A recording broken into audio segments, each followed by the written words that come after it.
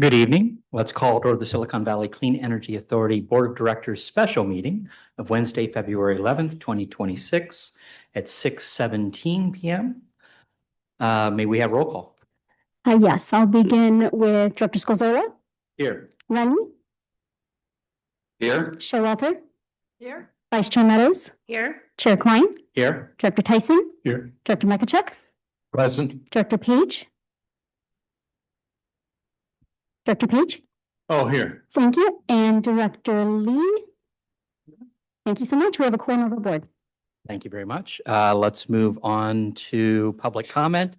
This is the chance for the public to speak on matters not on our agenda this evening. Do we have anyone in the room or remote wishing to speak under public comment? No? Okay. I'll close public comment and move to our regular agenda. We have one item, receive an update on communications and marketing strategy. Is there a staff report? Who's kicking us off?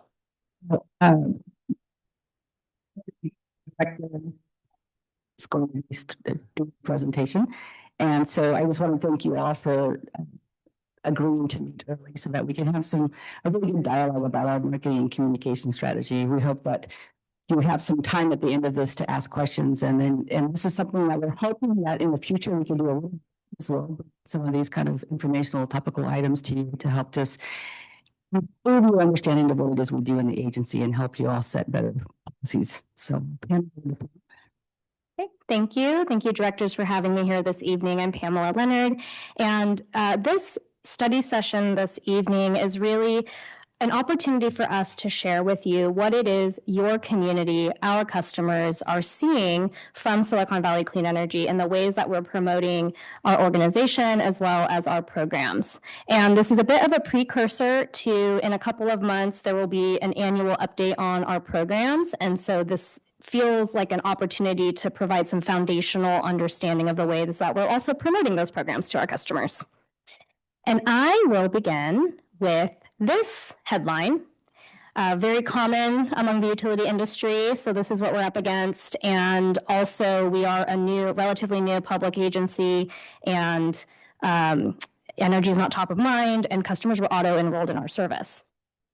Also, I'm going to provide this for you as well, very common in the marketing world. This is based on some research by psychologists that is trying to determine the frequency at which people need to see things. So with that in mind, we have to get people's attention somehow. And so we often rely on humor to break through and get people to look at the information we're putting out there.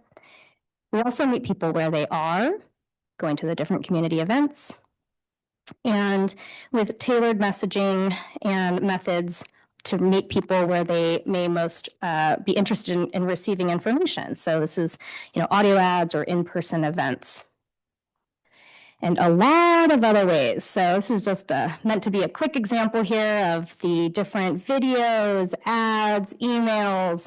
We do a lot of in-language, different translated advertising, marketing collateral. These are actually yard signs that we did, social media ads and promotions. So this really is just meant to be an example here, promoting our clean energy projects as well. And this was a billboard that drove a lot of traffic into our contractor training program. So with that, this is, again, an information item to showcase how we're connecting customers to our offers, resources, and services. And I'll also present a couple of case studies of campaigns that we ran throughout 2025, and then offer you all the opportunity to provide us input on how we should be telling our story of our impact in the community over the next 10 years, because we are gearing up for our 10th service anniversary in 2027. What we do in the marketing and communications team at Silicon Valley Clean Energy, I like to think of as landing in these three buckets. So as a public agency, we of course have an obligation and a duty to make sure that information about our services are accessible for all customers. And so there's things that fall in here that we are mandated by our regulators to send out around our services on the power supply side, and the information we have on the website and being accessible.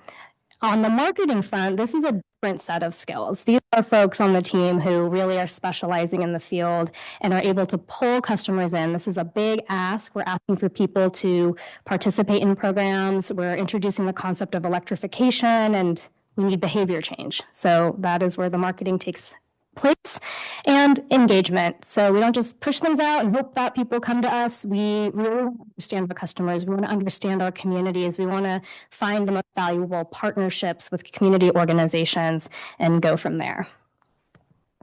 So the why we do what we do. In our strategic plan for SVCE, we have a goal that identifies that we want to earn our customers' trust. We want to be their trusted advisor on all things clean energy and have them participate in the transition that is so core to our mission. And ultimately, customers, once they've had a great experience of participating in a service Silicon Valley Clean Energy provides, we want them to become an advocate. We want them, and what that means is that they will tell their family and their friends and their neighbors, hey, you too should have a heat pump water heater and utilize Silicon Valley Clean Energy for the service.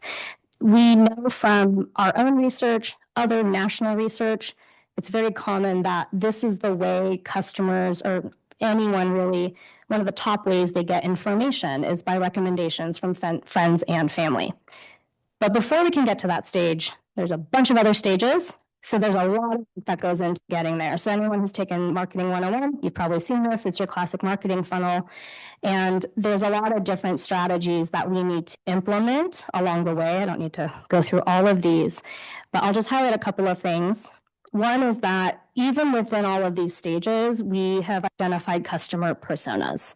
So even though someone may be considering buying an electric vehicle, they could be coming at it for different reasons. Their personas are about their attitudes towards electrification and our specific needs. And we also do customer journey mapping before we launch any campaign during the planning phase. So we could think about how are we reaching people and capturing them in their various stages of where they may be in this funnel. So an example of what this looks like, on the left, one of our personas is the busy suburban. You can imagine this is a working parent of two and they're very busy. And so when we're promoting electric vehicles, we want to really speak to the time savings. Did you know you don't need an oil change with an EV? You can save on the repair time and you can charge up your vehicle overnight, never have to stop and get gas on your way to work. On the other hand, we have another persona, our beloved energy wonks. These are the folks who are super sophisticated, probably have solar, they've had an EV for a long time. So these are ads that we had placed at some of those public EV charging stations you may have seen that have screens. So we can speak to them about the benefits of, well, you've gone electric with your car, so how about the rest of your home? This is an example of sort of like a menu of the options in the ways that we push out basic information when Silicon Valley Clean Energy has an announcement. So we utilize these channels. We have these platforms at our disposal through our website, issuing press releases, connecting with local media.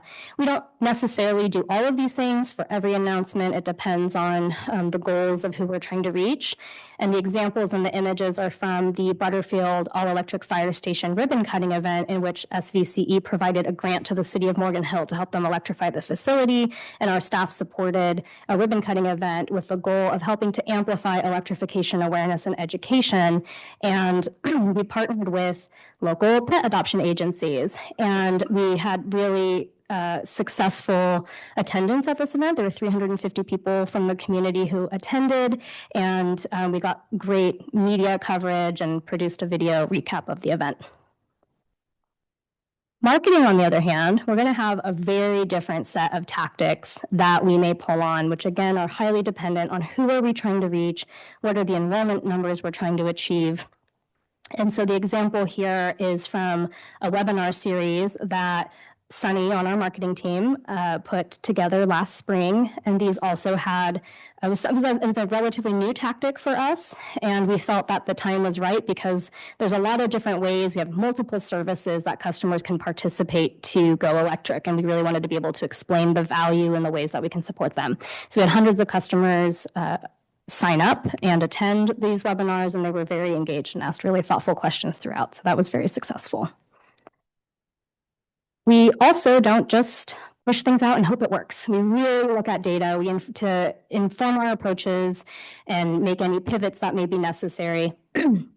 So on the left, this is an example of when customers participate in a program, we do a post-participation survey.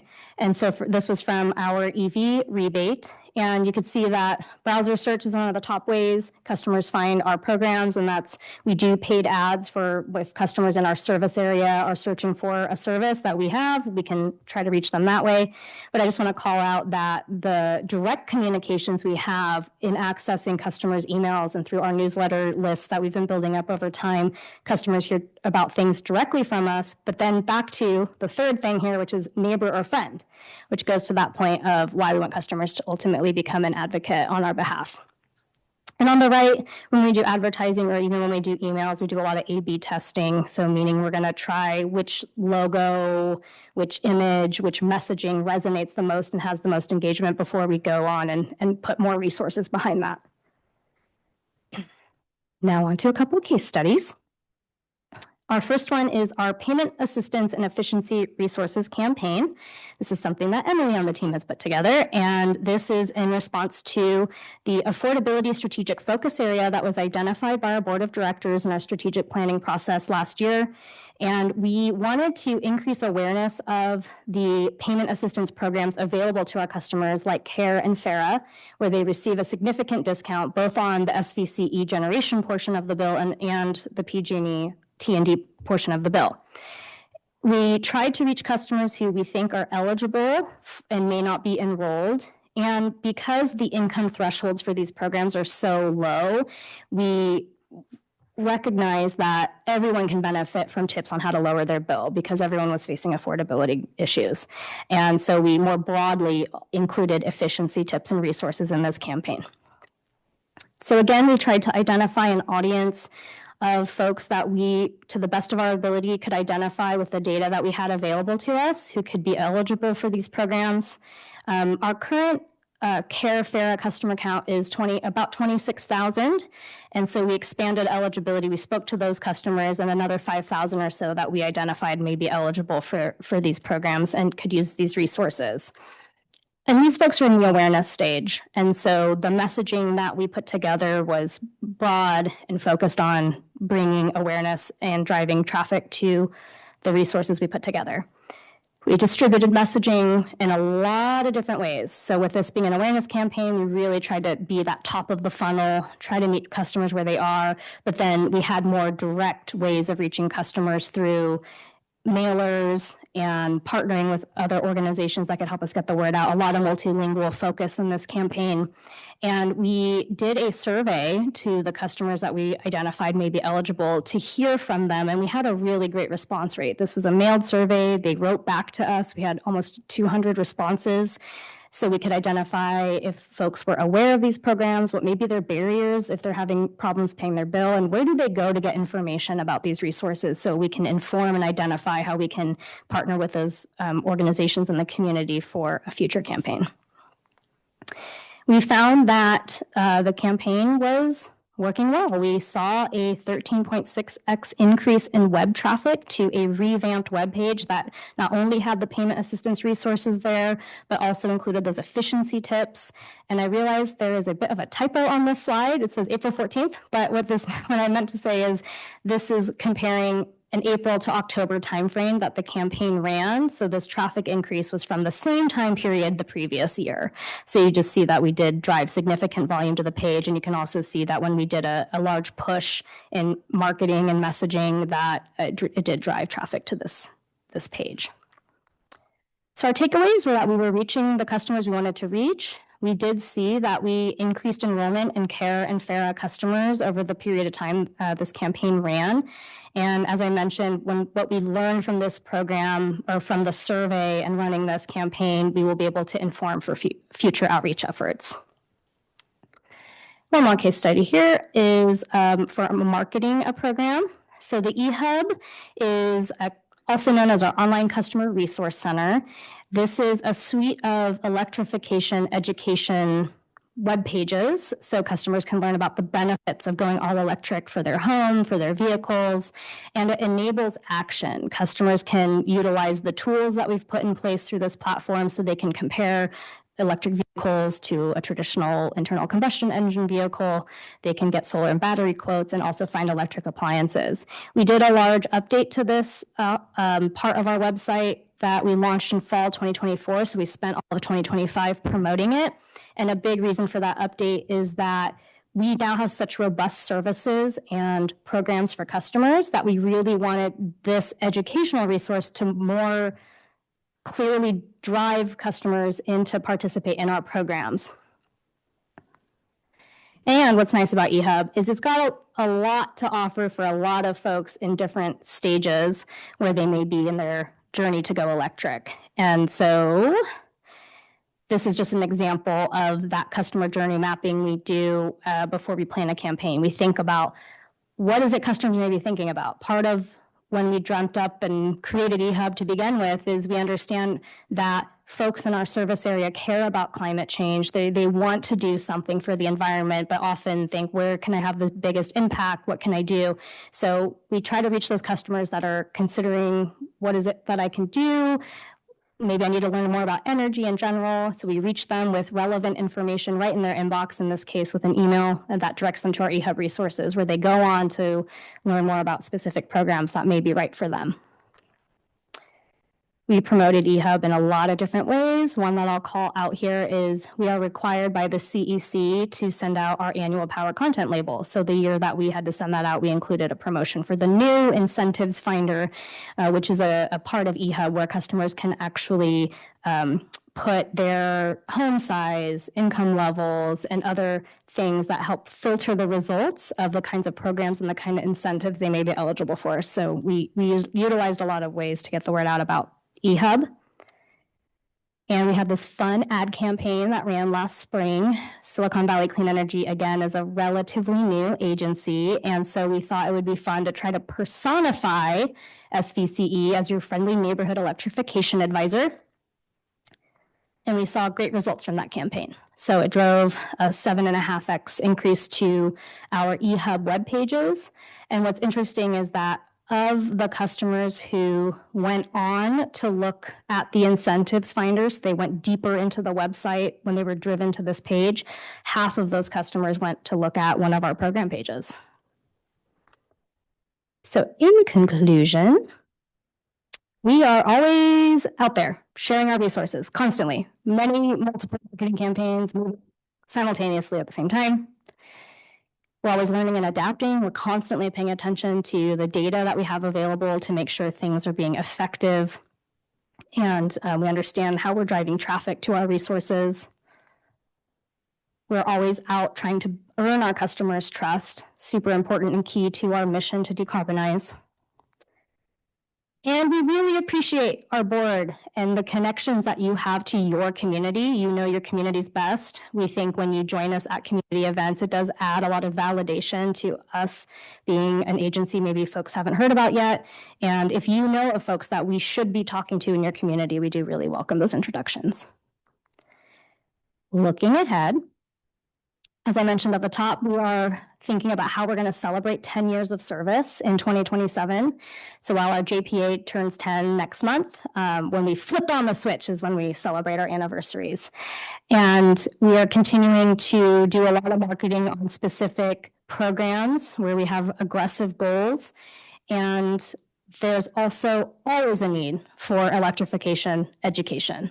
It's a concept that needs a lot of constant reminders and introduce the concept to a lot of new folks. And we also do our annual customer survey. So we always are trying to measure the lift in awareness of not just SVCE, but we're trying to measure over time, are we moving the needle on interest in specific electric technologies? So that survey is launching soon, and we will always share those results with the board when we receive them. And now, of course, I will answer any questions, but we also want to give this, I want to take this opportunity to hear from our board how to inform our approaches, our stories, our impact as we think about our 10th anniversary. So I have a couple of prompt questions that we can come to. But the first one is, as we think about this 10-year moment, what have you been most proud of that Silicon Valley Clean Energy has done? And what is the story that you want to see told about the impact we've had in the community? Also, where are we going over this next decade and the role that we can play in the lives of people in your community. And with that, I thank you for your time and look forward to discussion and questions. Thank you very much. I'll bring it back to the directors for members for questions or answering some of the questions that staff is posing. Anyone first? Director Scasola. Hi, thank you. So first of all, I very much love SVC being personified.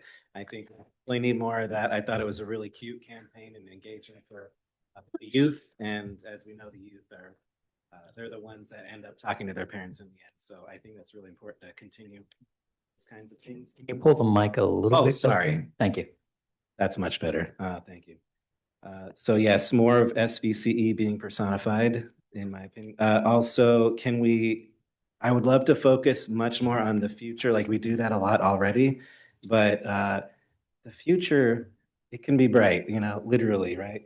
But, I don't know, some of you might think we're living in some dark times right now, but I really like focusing on the future and what we can do. And I think that we should market what our vision is. Like, I'm not sure if I'm communicating this exactly right, but that utopia, like the vision of the future, and a reality though, not just, not Star Trek, but just this is what we've done already, so show evidence that we're moving steadily along into this bright future. I would love more of that. Thank you. Thank you. Any comments or we'll just keep going through? Sure. Yeah. Okay. Yeah. Director Lee. Oh, sorry. That's fine.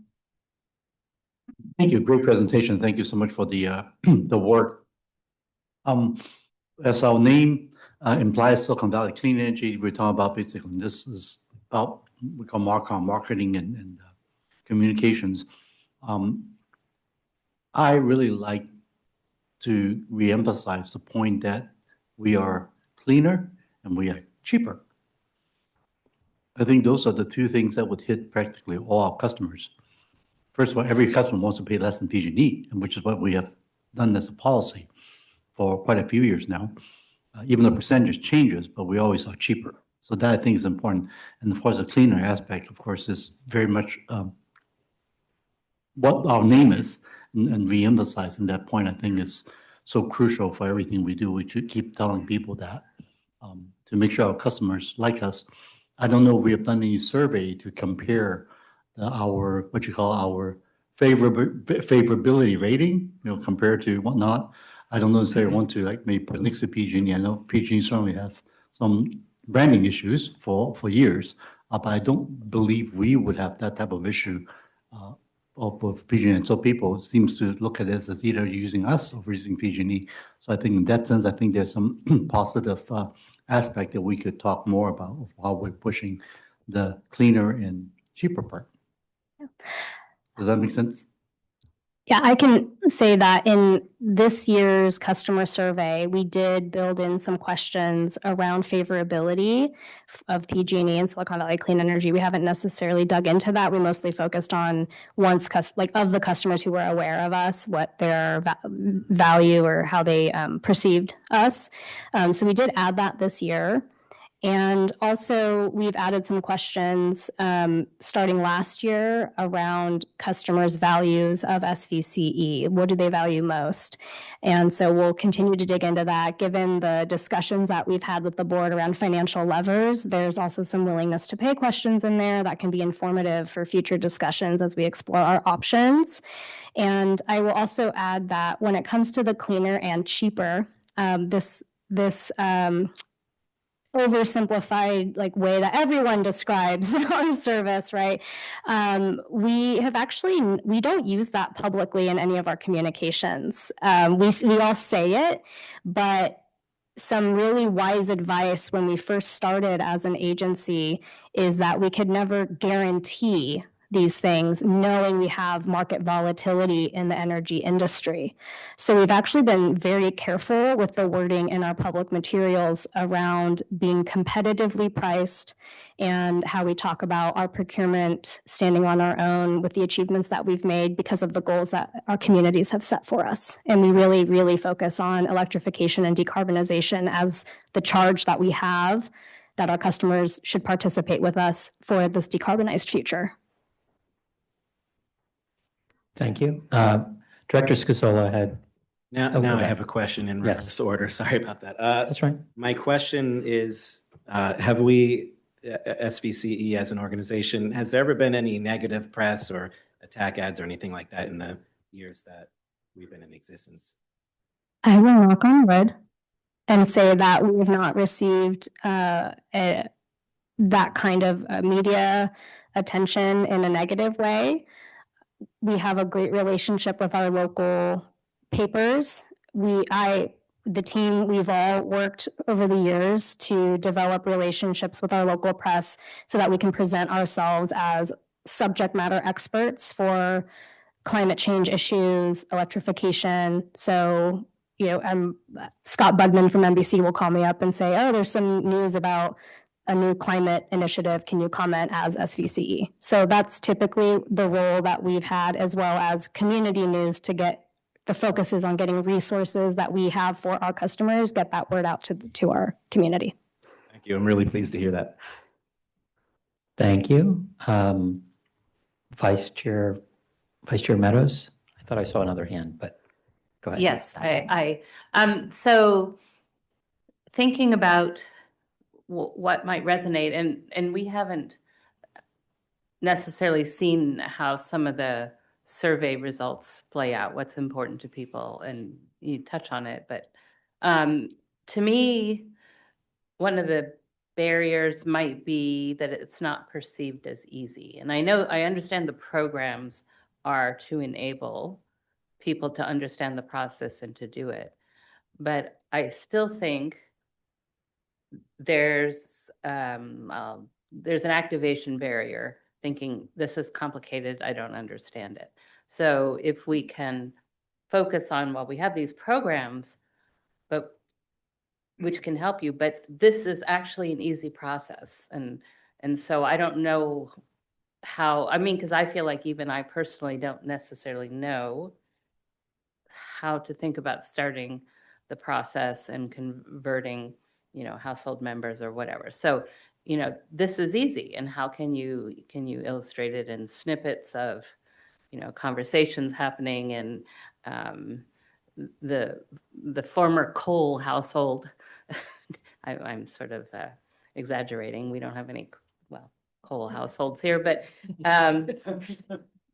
so anyway, it seems to me that as I talk to people, they're just, they want to do what's easiest, right? And so how can we help them understand that this can be easy too? In addition to right, I think most people believe this is a direction that we will go and should go. But how do we make it easy to embrace the new? Thank you. Director Showalter? Can figure out, did I get it on? Okay. I think that I really kind of concur with all the comments that I've made thus far, but I was thinking a little differently in that, we've been here for 10 years. And I think if you ask the average person on the street, not even too average, many people on the street, what's a CCA? You're going to get deer in the headlight kind of light. So I would really love to take advantage of these webinars to explain what is a CCA. I mean, what are we? And we're an organization that gets clean energy for our cities. And I think it would also be really interesting to compare how clean would your energy have been if we had stayed with PG&E. How much greenhouse gas emissions have we saved by this? I think we have a lot of very technical people in our area, and they would really like to understand just how much have we accomplished?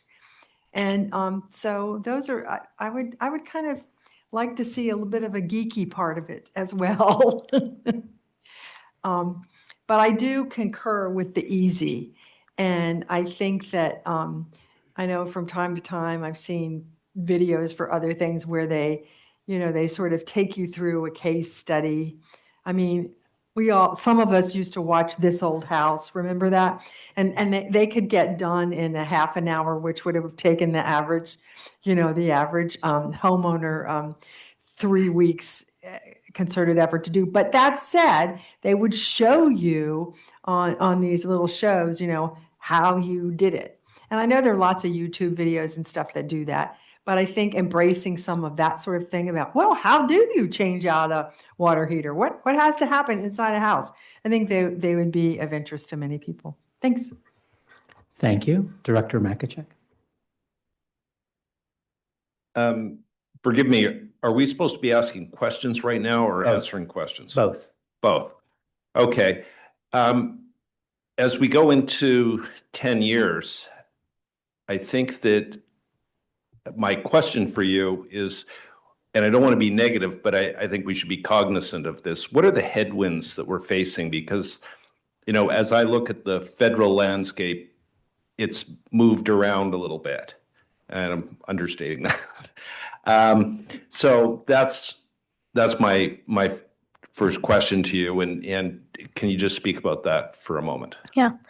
I can't credit this to my own answer. I will give the shout out to Zoe Elizabeth, who you all know. As we're going through the process of updating our decarbonization roadmap, part of that update is that roadmap was created in 2018, and a lot of things have changed. I can't believe the amount of people who now know what a heat pump water heater is compared to when we first started talking about them.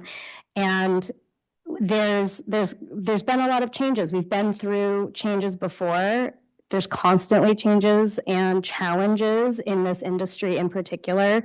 So what I'm looking forward to working across teams, across the agency and with our board is understanding our directive to be solely focused on decarbonization and sticking to that as an opportunity. I think this is what we were formed to do. Of course, procure clean energy, which we have, real achievements there, but staying the course of our mission to reduce fossil fuels in our community and lower emissions on behalf of all of our member agencies. And so I would look forward to that being part of the impact that we focus on and talk about and share going forward. And of course, Monica. Can I add to that? So we've started a discussion with the board on not just the decarb roadmap, which has to be revamped for many reasons, but also on these financial levers and what is our value proposition for our customers in light of some headwinds that we're truly facing, not just from a decarbonization standpoint of electrification, but just in general in the industry.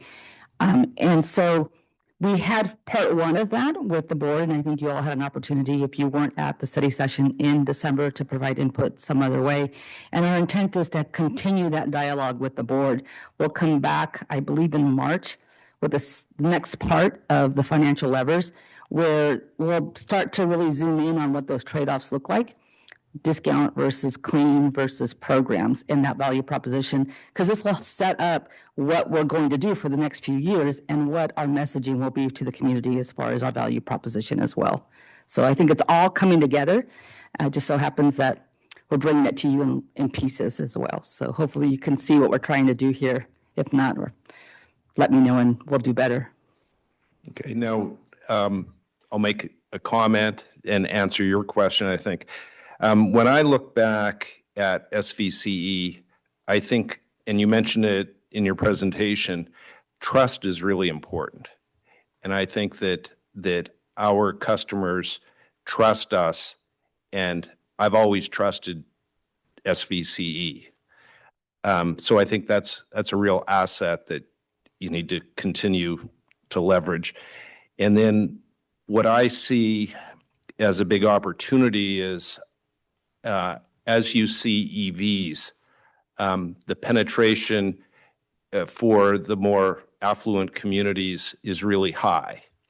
And certain changes, especially with the carpool stickers, that sort of thing. It's made it less attractive for someone just getting their first EV, but that really helped the early adoption. I guess where I'm going is I see at the lower income level, EVs becoming more affordable, but a big part of that is charging. And I know that we're working on that and we're putting resources into it, but I see that as where we can start to move the needle a little more.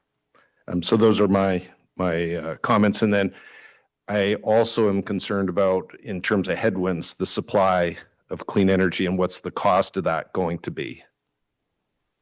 So some comments for you. Thank you. Director Tyson. I think I'll be a little backwards because I think your question toward the end was, what am I most proud of? And I would say when I first joined, I had kind of a sneaky suspicion that there were existing hydropower and existing wind, and all we were doing was negotiating to get our share of that, and we hadn't really changed a damn thing. And so I would say the thing that really has made me proud is to say we took our financial resources and we paid to have this stuff built, and now go look at it. And so I would love to see kind of a bare desert and then a solar encrusted desert or something that says this is real and that we have built this. We're not just doing a shell game. And that was my initial impression. And some of the questions or comments about reporting and all this, there's still some of that shell game stuff going on. And so I try to keep it more real. I noticed in terms of the marketing, and by the way, I'm no marketing expert. I do look at things sort of like an engineer, you could say. And it looks like almost everything is financial. How do I reduce your cost for operating, and how do I reduce your cost and maybe time? That's probably important too, to installing. And I think that's worthy. And so it's just, how do we balance that vision thing, that thing about our real purpose? I don't have the answer for you. I think every organization struggles with things like this. I'm on the fire commission where we are, and we do a lot of brush removal. And so the folks have said, if you had a truck filled and this is how long the line of trucks is, try to turn it into, this is how much brush we've removed, flammable material from our area. I'm not sure exactly what the parallel here is, but to make it more palpable and understandable, I wouldn't back away from the vision thing, but it's really easy for us to say, what if the rest of the country doing, or the rest of the world, that we're just a small part. So we have to find a way to say what we do matters for us, and try to make that real for us, just like that real equipment thing I started off with. So those are my thoughts. Thank you. Director Page. Thank you. Well, it's tough going towards the end because a lot of stuff's already been said, so thank you all. But I do like your conversation about the fact that we're 1% less than PG&E. Not talking about that makes a lot of sense, because at some point somebody's going to look at their bill and everybody's moaning about sorry, I almost used that other word. I'm from New Jersey, so it sometimes slips. I apologize up front. It's going to happen. But they're complaining about their bills today. Everybody's seen it going up, and at some point they're going to associate it with us. And so my question is, what are we doing to be prepared for that? And it's not just about, we're doing stuff to electrify and you're using less greenhouse, We've got to have some metal in there. And so I would look to see, and I'm not the marketing guy, so I ain't going to bring it up, but somebody's got to come up with that. And I think part of it is whether you define the CCA and you do it in people's terms, human terms, not in technology terms. But I think that's a really important thing. The other thing is that a lot of what we do market is, as was stated before, the promotional type things. We can cut your costs, we can give you a rebate, we can do this and that. And that's really nice. But again, at some point in time, somebody's going to say, well, geez, I'm paying so much for my bill, and yet you guys got millions of dollars to put training programs together and to give rebates and $13,000 here. And at some point, that's going to wear thin. So I think that we need to come up with a strategy. And again, I'm sorry, I'm kind of the rookie here, so I don't have it. But I would like to see something towards that because it's going to come sooner than later, I suspect. Thank you. Director Lee? Yes, so first of all, I forgot to first thank Pam for the presentation. Certainly, we have a great communications team as SVC, and I'm very honored to say that the fantastic outreach marketing efforts you've been doing. One thing I would like to see if we could get more actually is some type of a social media toolkit for the directors and other partner organizations that would be able to help promote our programs. I think that could be helpful.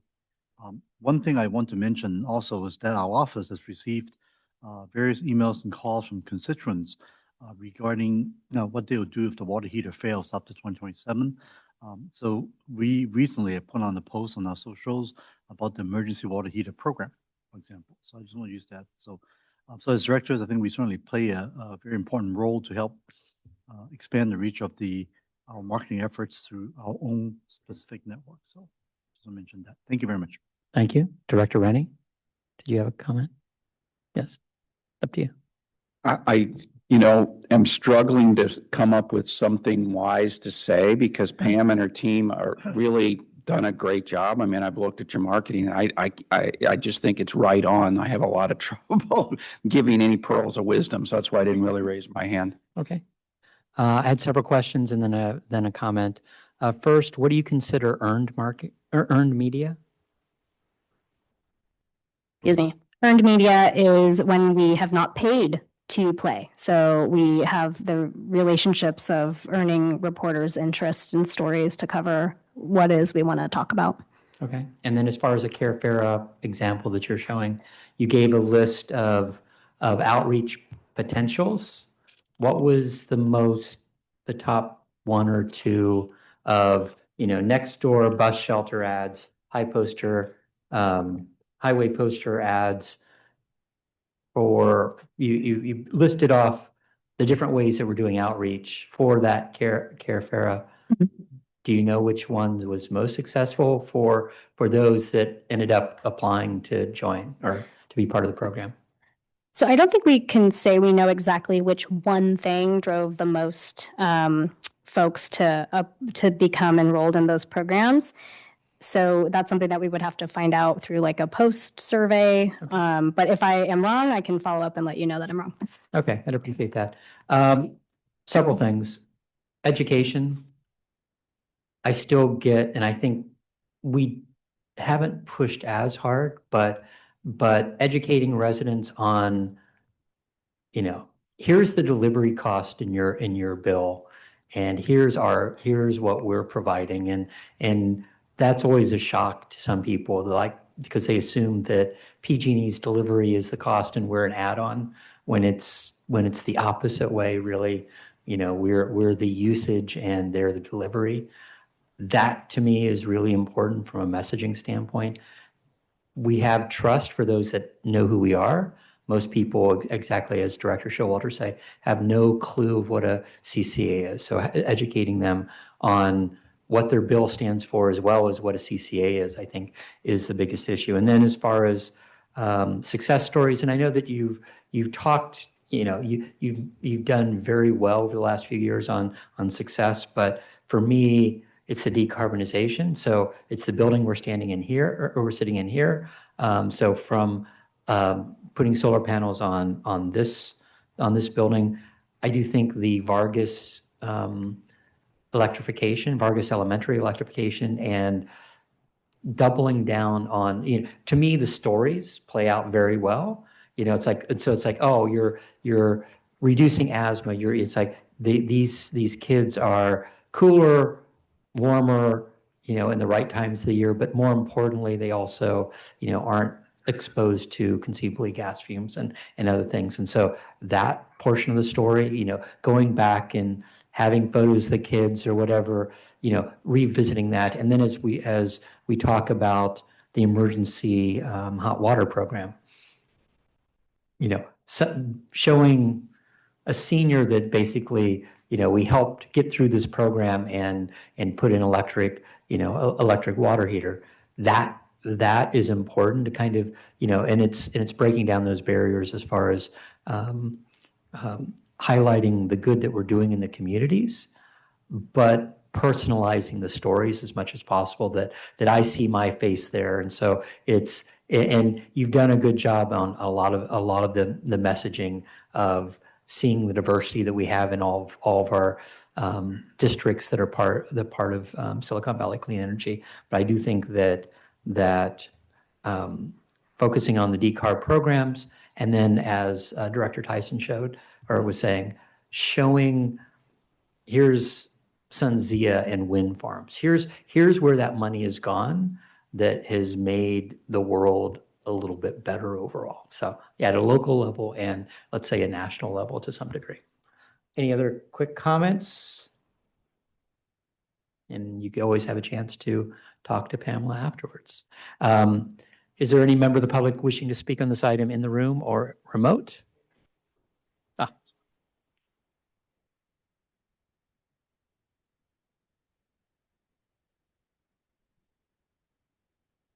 Mr. Carr. Hello, Bruce Carney from Mountain View. This morning, I attended the Bay Area Air Management District's stationary source meeting. Supervisor Lee was there. And it was a disturbing meeting to me because there seemed to be a lot of hesitancy about doing the bold and important things that BACMED's board decided 3 years ago that they would do starting January 1st, 2027. And so what I would like to request that SVCE and particularly Pam's team do is to leverage their communication ability to help build awareness among the public and among elected officials, including the BACMED board members, that Rules 9.4 and 9.6 really need to be implemented on time. This is not the time to delay such important work. I'd also like to point out that the thing that delighted me the most about my heat pump HVAC system wasn't the carbon emissions, it was how stable and quiet, how stable the temperature was and how quiet the system was compared to the old air conditioners and wall furnace that they replaced.